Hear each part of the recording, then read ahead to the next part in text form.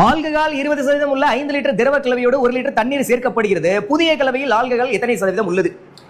அதாவதுங்க, ஆல்கஹாலே 20% தான் இருக்கான். இதுல 5 லிட்டர் திரவ கலவை, இதுல 20% கண்டுபிடிச்சா அதுதான் ஆல்கஹால்.